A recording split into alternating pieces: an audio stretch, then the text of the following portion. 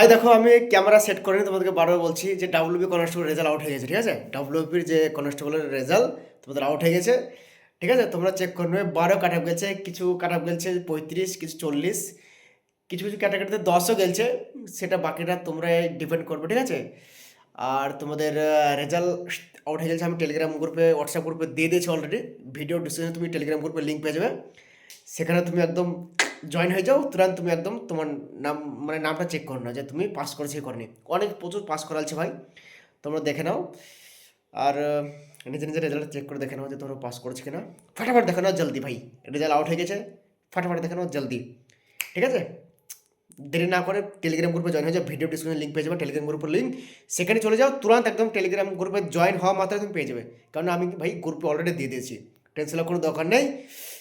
যারা পাস করে গেছো তারা প্র্যাকটিস করো, ফিজিক্যাল তোমাদের জানুয়ারি মাস থেকে শুরু হয়ে যাচ্ছে। ওকে, বেস্ট অফ লাক যারা পাস করেছো, কংগ্রাচুলেশন আমার তরফ থেকে।